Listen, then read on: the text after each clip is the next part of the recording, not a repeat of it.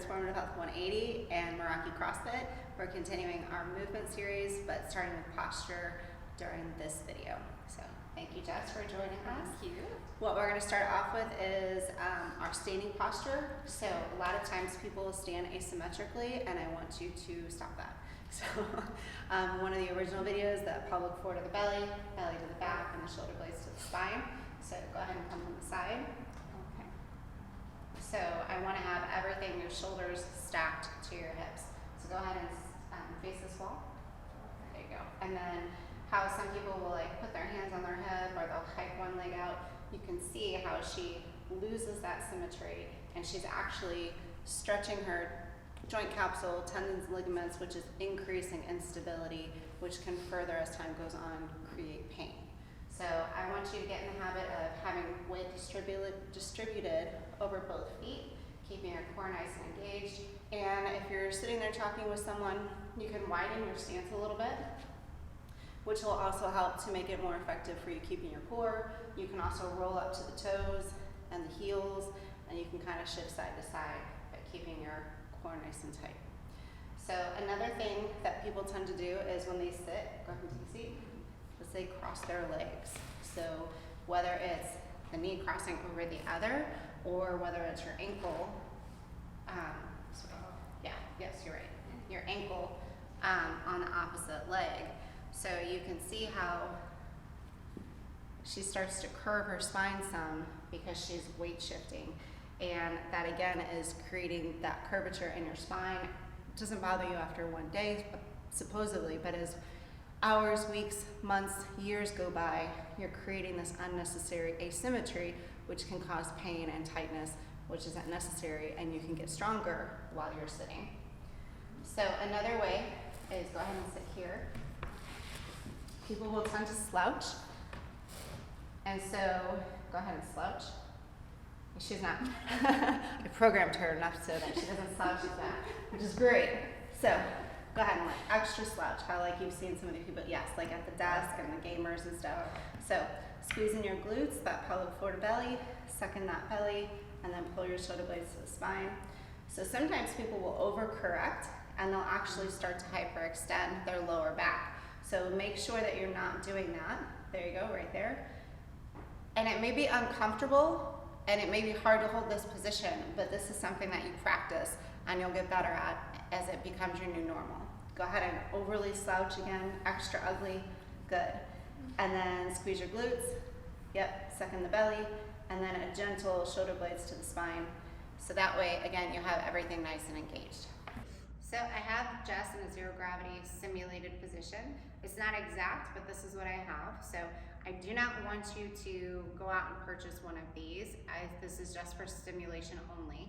But you can invest in like a big holster pillow, or you can take a comforter and roll it up. You can have 2 to 3 pillows that are stacked up high. The concept of the zero gravity position is to have about 120 degree in the hips, shoulder, and the knees. What this does is it keeps Jess in a symmetrical posture, and then it also helps to get a little bit of a stretch to her lower back. So it's gonna depend on the mattress as well, on the comfortability with that. But then I also have the pillow at a vertical, because that allows her to use the weight of the body and gravity to stretch out her chest to counteract the slouching posture of day-to-day activities. This also helps to keep her neck in a neutral position as well. You can have, you can relax.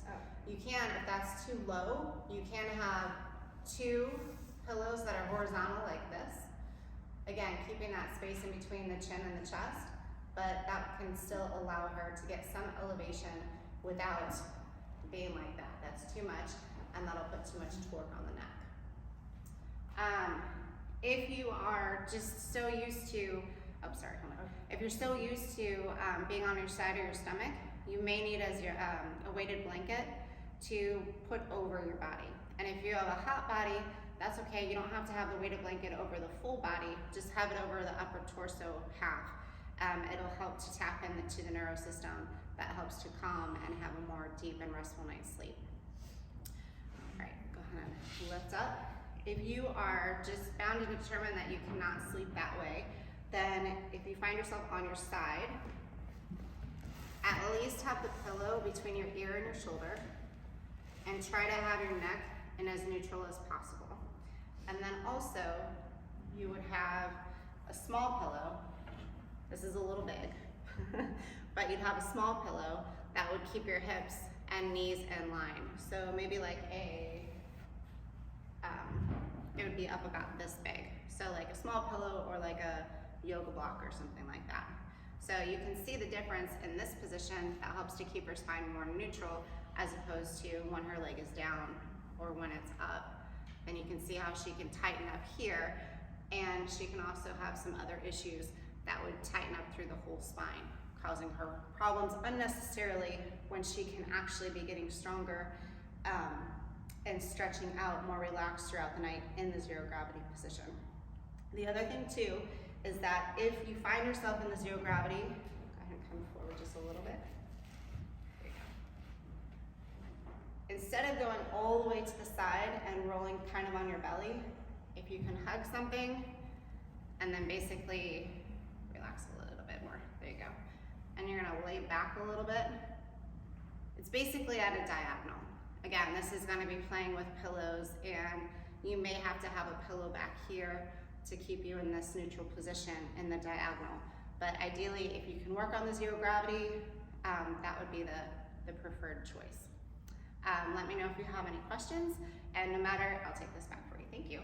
And no matter what position you're in, whether it's sitting, standing, or laying down, try to think of a way to stay as symmetrical as possible, no matter what position that you're tending to stay in as the time goes on.